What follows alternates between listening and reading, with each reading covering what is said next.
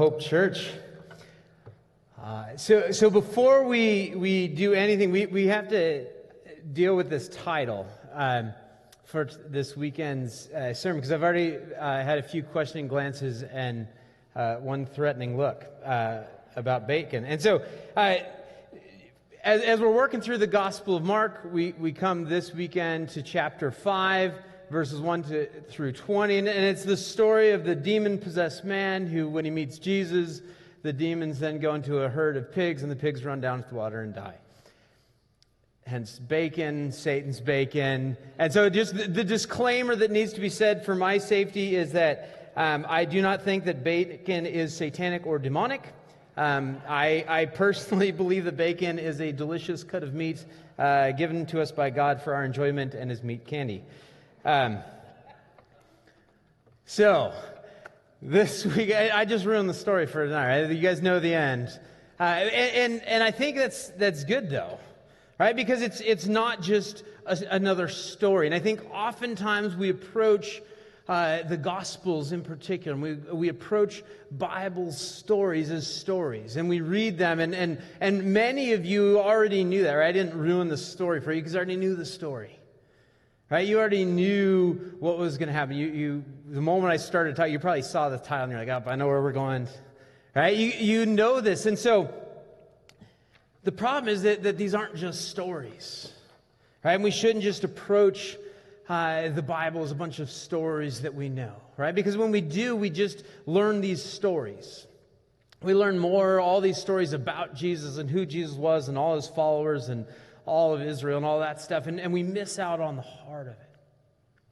Right? And it's something I struggle with that too, right? Oftentimes I can start reading the Bible and I know this one, right? And I can just skip right to the end and I already know what's going on. I kind of go through the motions. I did it this morning. I'm trying to read through the Bible in a year, and I'm stuck in Chronicles, which is like a repeat of 2 Kings, right? I'm reading all these stories again, and I find myself, I'm just kind of like, I caught myself like, oh yeah, I'm kind of just, I don't know what happened to that last chapter, right? I just kind of skimmed through it, right? And we can do that, right? And I think, and for me, that was part of my childhood, right? I knew the Bible, I heard Bible stories, and so even, I'll tell you a little story about myself that maybe will lend some light, especially with this story that we're reading today. All right, how many of you remember The Far Side, Gary Larson? I love The Far Side. I grew to love The Far Side because at my grandpa's house, they had all The Far Side. And I don't know if it was my grandma or my grandpa or any of my 10 aunts and uncles, but somebody loved Far Side, and so there were piles of Far Side books there. Right? And I remember reading them. And in particular, reading them, this shows you my knowledge of Bible stories. Is there's a very famous one of the Far Side comics where there's all these lemmings running down the hill, and one of them has like a life preserver on, right? It's comical. Lemmings run off cliff. I thought it was this story. I thought those were pigs running in because Jesus had just cast out. Like, that's what I know. So even these comic books, I see them through the light of Bible stories, right? It wasn't until much later when I was trying to tell somebody else about it, and they're like, those are not pigs. Right, those are lemmings, and then I learned what lemmings were. But I just was convinced that this comic was a Bible story. And it was just another story to know. So what I want to encourage us to do is as we read through the Bible, as we read through these stories, that we don't just read the story to know the story, but as we read through the story that we catch Jesus' heart, we get to know Jesus. Let me ask you a question. Do you ever wonder what it was like for the disciples? Do you ever put yourself in their shoes, walking alongside with Jesus, right? Listening to the things that he says, watching him perform miracles? I often imagine that, right? Walking with Jesus, with the crowd of other disciples, walking and hoping to stay close enough to him so I can hear what he's saying. Right, but then realistically getting distracted in a side conversation with somebody about what just happened, and then having my ears pricked because I hear Jesus talking, and then try to jump back into the conversation and follow along with what's going on. Right? Trying to piece together what he's teaching and put together all the stories that I've heard from the past. And all the things that I had learned growing up about what the Messiah was supposed to be, right? Knowing that there's lots of different people had different ideas about what the Messiah was going to do. Right? And just all of that in hopes of getting an idea or knowing what was going to happen. Right? Because some people had told me growing up that the Messiah was going to get rid of the Romans. Right? He's going to come in and Israel was going to return to the way it was under David and Solomon, where Israel was the empire. And we had freedom and all the money flow. And I remember, this is from Chronicles reading recently, right? That in Solomon's day that silver was as common as dust in Solomon's day, right? That was like so maybe that's what it's going to be like. The Messiah is going to come and it's going to become like that again. And as Israelites, we're going to rule the world. All right, others said it was something even greater and didn't quite understand. But either way, here I am right now, invited to follow Jesus, and I get front row seats. You see, the disciples didn't know the whole story. All right, they didn't know about the resurrection, much less the crucifixion. And so at each step of the way, they're trying to understand. And often I think that we forget that, right? Because we hear these stories with the end in mind. Right? We even hear these stories like this demon-possessed man. We already know that the demons are going to end up in the pigs and run down the hill. Right? But we skip to the end without actually thinking through. And so today I want to invite you to try to listen to this story for the first time. I want to invite you to try to listen to this story like the disciples, walking through it moment by moment, what is happening, trying to understand. Because I think when we do that, then we get a chance to catch a glimpse of Jesus' heart and his purpose and what he wants from us. So let's read this here. This is Mark chapter 5, starting in verse 1. And it says, they went across the lake to the region of the Gerasenes. So remember, if you were here last week, right, they were crossing the lake. And this crossing wasn't just a simple crossing, right? They end up in the storm. Everybody thinks they're going down with the ship. They wake up Jesus, and he speaks and calms the storm. And they're faced with the reality that Jesus is greater than all of creation. And I'm sure the second half of that boat ride was pretty quiet. Right? As each of the disciples just wrestled, well, what just happened? We thought we were going to die. Jesus spoke and everything was calm. So now they're here. Right? Their heads spinning. Right? And if you think about it, as the disciples, you're with them, you're getting off the boat. Maybe you're asking Peter again, like, tell me exactly what happened. Right? When you went and woke up Jesus, I couldn't quite see because I was busy hanging on to the mast for my life. Right? What exactly did Jesus do? Like, what was the look on it like? Tell me again.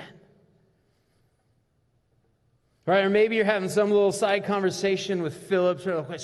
So what does this mean? If he can speak and everything's called, what does this mean? What is it? What's going on? Either way, you're getting out of the boat and you're glad to be back on dry land. So now I get back to verse 2. Right, when Jesus got out of the boat, a man with an impure spirit came from the tombs to meet him. Now, we need to pause here for a minute. I know we're not going very fast. Right, but this, before we go any further in the story, we have to wrestle with this reality. I think it's something that we as a culture just gloss over and don't deal with very much. And this is the first point for today, and if you want to follow along in your bulletin, is that we are spiritual beings. Right? They meet this man. This man is described as having an impure spirit. Right? Too often, I think we think of ourselves and we think of physical, right? Everything's physical. I worry about my body. I know that someday I'm going to die, and so I'm trying to take care of myself until I get there, right? And I worry about finances and food and housing and clothing and all those things. We think about physical. But the Bible teaches us that we are spirit.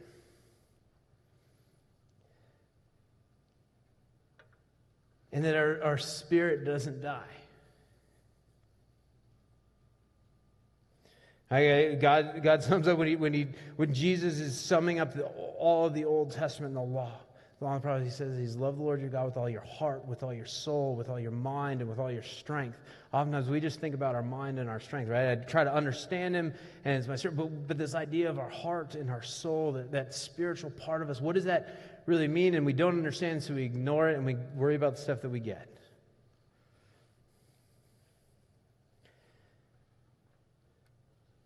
But John chapter 4, verse 24, it says that God is spirit, and His worshipers must worship Him in spirit and in truth. In Romans 8:16, it says, the Spirit Himself testifies with our spirit that we are really God's children. Right? There's this part of us, that spirit, that we did. We can't put our finger on it, right? Because it's not physical.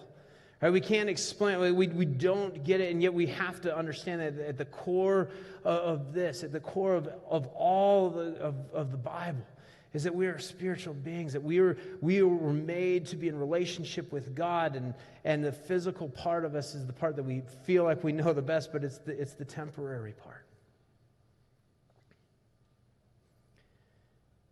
And so it's something that I don't think the disciples understood that either, right? Granted, the culture that they grew up in, that they lived in, was different. They saw and experienced things differently than we do in our day and age, right? With our understanding of the world. And yet, I think it's that hard thing that we don't grasp. Because we can't pinpoint it. We can't see it in X-ray, right? We can't fully grasp this thing, this idea that we're spirit. And yet in this story, the disciples come face to face with it. Right? Because they just get done witnessing Jesus demonstrating His authority over all of creation as He calms the storm. And then they go headfirst into a completely different storm as they get out of the boat and they meet this man. So let's jump back into the story. Verse 3. This man lived in the tombs, and no one could bind him anymore, not even with a chain. For he had often been chained hand and foot, but he tore the chains apart and broke the irons on his feet. No one was strong enough to subdue him. Night and day among the tombs and in the hills, he would cry out and cut himself with stones. And this is superhuman strength. Right? I'm not sure which is scarier. Right? Going down in a storm with the boat, or coming face to face with a guy who can't be controlled by anyone, who breaks chains, cuts himself with stones, lives among the tombs, and is just constantly crying out and howling. Actually, I think I know which is scarier. But it says when they saw Jesus from a distance, he ran and fell on his knees in front of him. And he shouted at the top of his voice, "What do you want with me, Jesus, Son of the Most High God? In God's name, don't torture me." For Jesus had said to him, "Come out of this man, you impure spirit." All right, so we have to pause again, because we get to this interaction between this man who's got the unclean spirit and Jesus, and clearly, not just is there a spiritual realm that we often just kind of glaze over and ignore, but there's something on. There's a battle going on. There's a conflict going on. Jesus and this unclean spirit, they're not on the same team.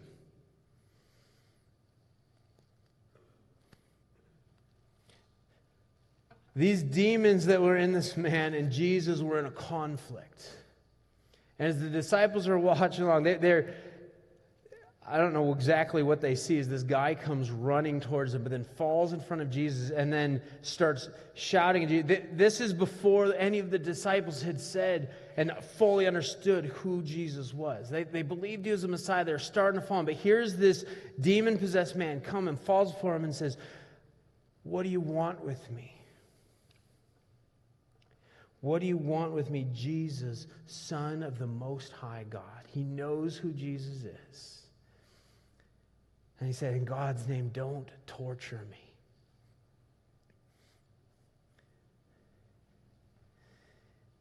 You see,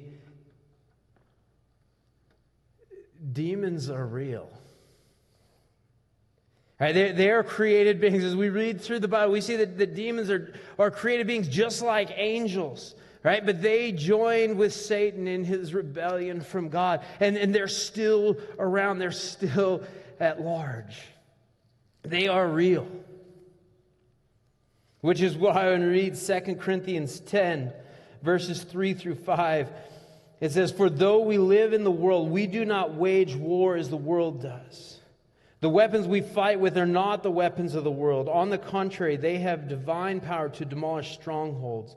We demolish arguments and every pretense that sets itself up against the knowledge of God. And we take captive every thought to make it obedient to Christ. See, we don't fight against flesh and blood. Right? Our battle isn't a physical battle, but it's against these spiritual realms. This reality that there's this cosmic battle that has been going on. Right? God created everything. God created all, including all of the angels and Satan. And then Satan and the demons rebel against God, and there's this battle that's going on. We see it with creation. God creates mankind, and he has a purpose and a plan for people. And then Satan comes in and tempts and deceives, and there's this battle that still rages.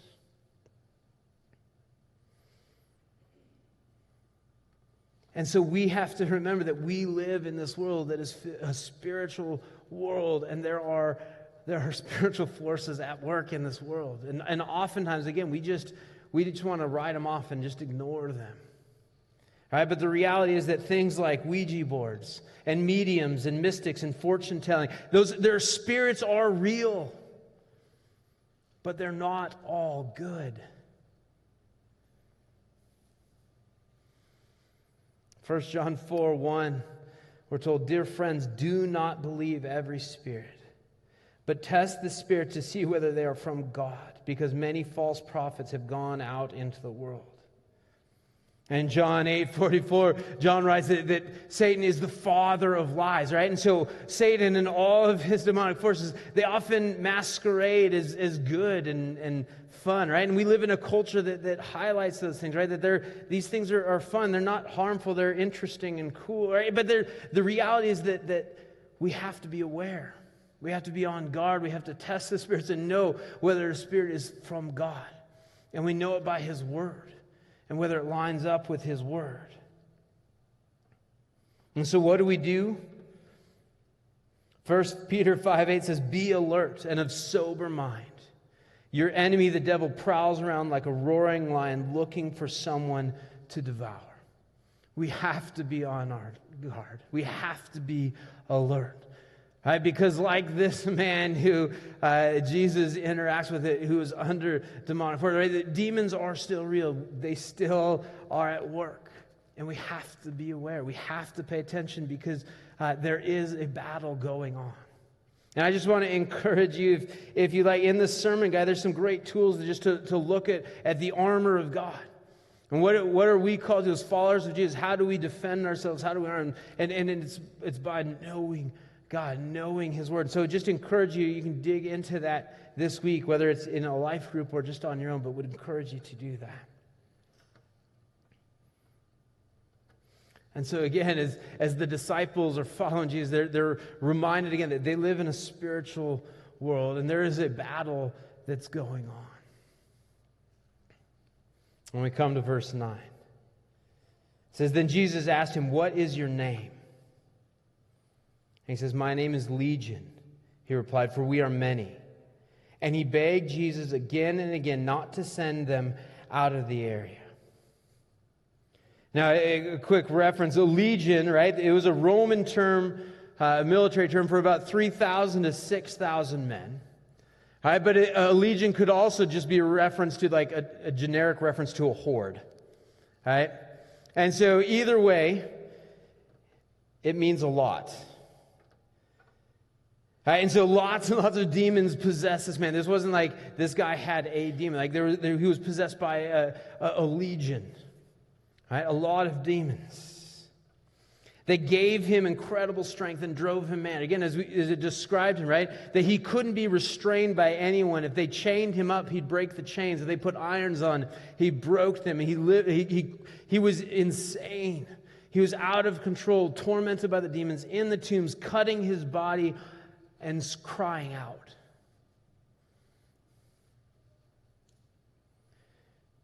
And even though they gave him incredible strength, we have to remember this next point, and it simply is that Jesus is greater. Even though this man was under the power of a legion of demons, that legion of demons caused the man to come and fall before Jesus and plead for mercy. Right? Because this legion of demons knows who Jesus is, that he is Jesus, Son of the Most High God. And they know that he has authority and power over them. And so they bow before him and they beg for mercy and leniency. Because they know what's coming for them. They know that they stand in opposition to God. And that at some point they will be made to surrender. And they will pay.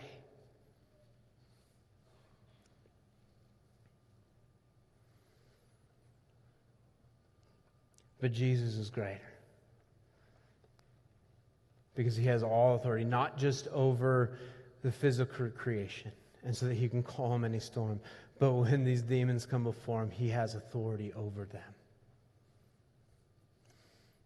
In verse 11, a large herd of pigs was feeding on the nearby hillside. The demons begged Jesus, saying, "Send us among the pigs. Allow us to go into them."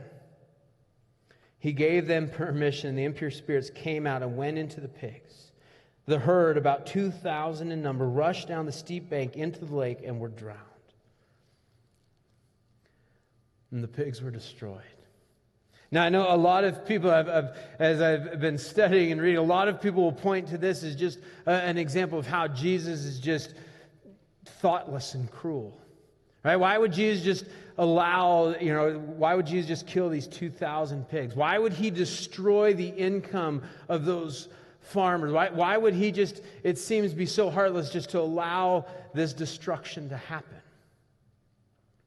And so they'll use this example, like, well, look at what Jesus is like. I can't follow a guy like that. And lots of people will try to reason. It's like, well, in the Jewish culture, pigs were unclean, so those farmers shouldn't have had them in the first place, and we'll try to reason with that. But it comes down to this: Jesus didn't cause this. This was just another case where Jesus allowed Satan's forces to act. Right? We live in a world that is under the power and the influence of Satan. Right? We live in a broken, fallen world. There are mass destruction. Right? There are storms that Jesus doesn't stop every storm. Right? There are accidents. There are all those people will ask those questions like, why does God allow bad things happen to good people? Why does God allow these things? If He's so good, why does this happen? And it just comes back to that God has allowed Satan to have authority and power for a time.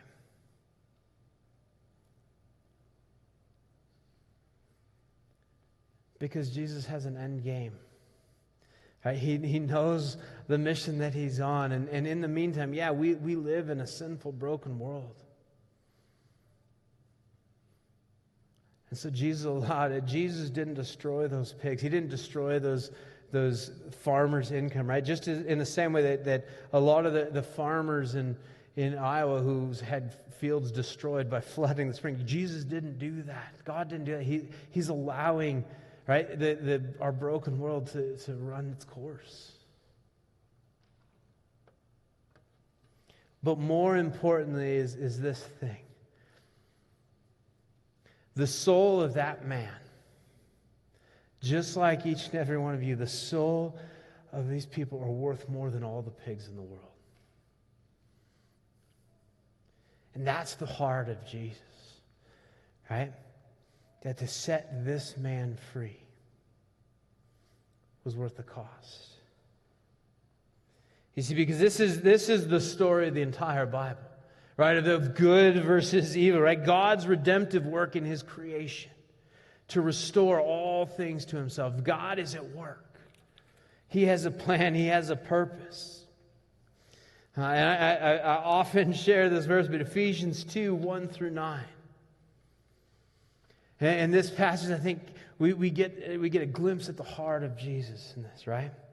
Because it starts, as for you, you were dead in your transgressions and sins, in which you used to live when you followed the ways of this world and the ruler of the kingdom of the air, the spirit who is now at work in those who are disobedient. Right? You used to live this way when you were under the authority of Satan, right? The spirit who is now at work, who's the kingdom of the prince of the power of the air. Right? That's who you were. All of us lived among them at one time, gratifying the cravings of our flesh and following its desires and thoughts. Like the rest, we were by nature deserving of wrath. That was this man, right? He was under the power of the spirit of the air. Right? He was under demonic forces. He was deserving of wrath, and he came running to Jesus.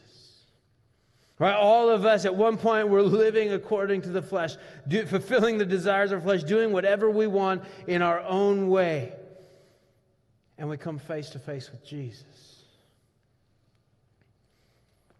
Verse 4 says, But because of his great love for us, God, who is rich in mercy, made us alive with Christ, even when we are dead in transgressions.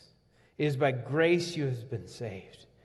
And God raised us up with Christ and seated us with him in the heavenly realms in Christ Jesus, in order that in the coming ages he might show the incomparable riches of his grace, expressed in his kindness to us in Christ Jesus. For it is by grace you have been saved, through faith.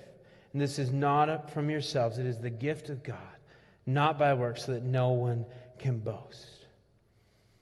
And so as the disciples are seeing this interaction with Jesus and this man and watching this happen, right? They have to come to grips with the fact that Jesus didn't just come to save us from all the physical problems, right? Just like on the boat. He didn't just come to stop the storm so that we would be fine and physically everything would be okay. Right? Because after they come through that experience and realize the truth of who God is and what he can do, they come face to face with this man and they see that Jesus has authority over all spiritual powers. That everything is subject to him. And it's because of this that Jesus set that man free. He gave him freedom, and he does the same thing for us when he went to the cross. Right? He bore our guilt, he bore our shame, and he bore it in himself, and he paid the price that we deserve. He came to set us free because we were under the authority of the ruler of the kingdom of the air, right? As Ephesians 2 puts it. We were deserving of wrath, but he set us free. And that is why Jesus came to that. That is what his purpose was as Messiah. Not to throw off the Roman Empire and create Israel as a superpower and take care of all of their physical needs. He came to set them free.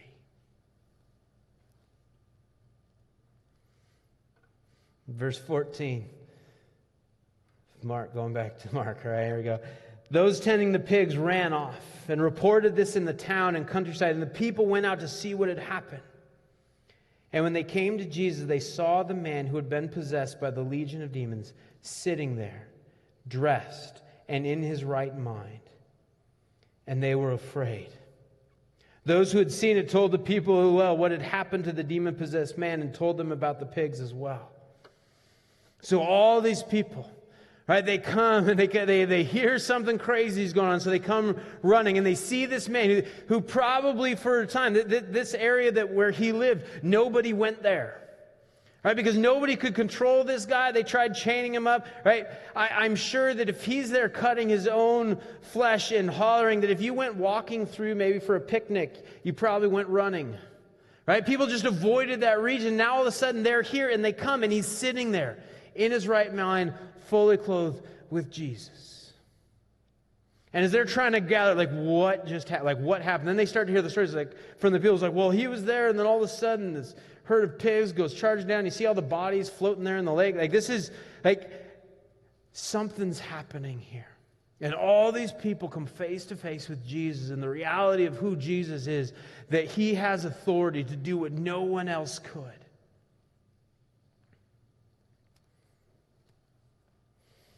And see, we all have that same encounter. We all have a moment where we come face to face with Jesus and the reality of who he is, and we're faced with a question of what do we do with Jesus? And I think we have two choices of what we do with him, and we see it here in the story as we continue on. The people had one response. The first option of what do we do when we encounter the Son of God, the first response is that we can beg Jesus to leave. In verse 17, it says, then the people began to plead with Jesus to leave their region. Right, they heard the story. They see what's going on, and their response is like, can you just please leave? Whatever you are, whoever you are, this is scary. Like, I don't want anything. This deserves a response, right? If you have authority over all of that, like, you're going to upset the way my world works, and I just want you out of here. Please leave. You see, because the cost of having Jesus close by is just too much. Matthew 16, but it's right that whoever wants to gain the whole world, but they lose their soul. Right? And that's what this is. It's like, I don't want this thing I've got going on. I don't want anything changing anything. So Jesus, just leave me alone. Get out of here. And the scary truth is that Jesus will give us what we want. And if we want him to leave us alone, he will. And ultimately, that is what hell is. It is eternal separation from God. If we say, I want nothing more to do with you, Jesus, get away from me. You don't have any say in my life. Leave me alone. And ultimately, God will give us that. And that is what hell is. But there's another response. And we pick up the story here and finish these last couple of verses. Starting in verse 18, as Jesus was getting into the boat, the man who had been demon-possessed begged to go with him. Jesus did not let him, but said, go home to your own people and tell them how much the Lord has done for you and how he has had mercy on you. So the man went away and began to tell in the Decapolis how much Jesus had done for him, and all the people were amazed. And so the crowds told Jesus, beg Jesus to leave, but this man begs to follow. Right? Because Jesus had changed his life. Jesus had set him free. And he says, I want to follow you. I'll give everything up. I want to be with you. Because he realized when he came face to face with the Son of God, he realized that he had no other hope than to be with Jesus, and he wanted Jesus. And so we're faced with that same choice. When we come face to face with the reality of who God is, right, with who Jesus is and what he did, that he came to conquer sin and death, that he came to win this cosmic battle that has been going on to set us free. We are given that choice of what do we do with that? Do we tell Jesus to go? Do we beg him to leave? Or do we beg to follow him? And this man chose Jesus. He gave up everything on his own. He's like, I want to be with Jesus. And Jesus' response to him was to send him home. But not just go home, just go home. He went home, he was on a mission. He said, go home and tell everyone what the Lord has done for you. And so he went. And that whole region, he started telling people. And if we look ahead in Matthew 15, we see the story where Jesus comes and feeds the 4,000 people. Right? That story where Jesus is talking to the crowds and they're hungry, so he feeds them and performs another miracle. It's in the same region of the Decapolis where earlier he sends this guy to go tell what the Lord has done. And so we don't know for a fact, but I have this sneaking suspicion that a lot of those people who came that Jesus fed were there because they had heard a story. They had heard a story about a guy who had been so under the influence of demonic powers that he couldn't control himself, that people couldn't control him. And all of a sudden, everything was changed, and he's telling people about Jesus. And so when word comes that Jesus is here, crowds gather. Because this guy knew who Jesus was and says, I want to follow you. Jesus, let me follow you. And Jesus gave him a mission. And that's a standing mission for each and every one of us, right? When we come to that point, we decide we want to follow Jesus. His responses to us isn't just like, all right, up here in heaven with me right now. He says, no, go and tell others what the Lord has done for you. How has the Lord set you free? So some of you may be sitting there going, I'm following Jesus. I've begged to follow Jesus. I've given him my life. How are you telling people about that? Are you telling people what the Lord has done in your life? Maybe think about how you can maybe do it. Jesus sent this man home and told him to tell people. Or maybe you're one of those people who, maybe you're sitting here trying to decide, I'm coming face to face with Jesus, the Son of God. And you're sitting here trying to make a decision. What do I do? Do I just tell him to leave so that everything stays the way it is? Or do I risk everything and go all in on Jesus and trust that he is who he says he was? That he did what he said he did. That he went to the cross and he conquered death and he defeated sin. And he offers that gift to follow him, to give our lives to him and surrender to him. What are you going to do? Let's pray. Father God, we thank you for your word and for your truth. And we thank you that you love us and that you chase after us and rescue us. And Jesus, we thank you that you have given us that hope. And we pray that for everyone here that we would understand who you are and that we would make that decision. Are we going to beg you to leave us, or are we going to beg to follow you? And may our lives be changed as we give everything to follow you, Jesus. Amen.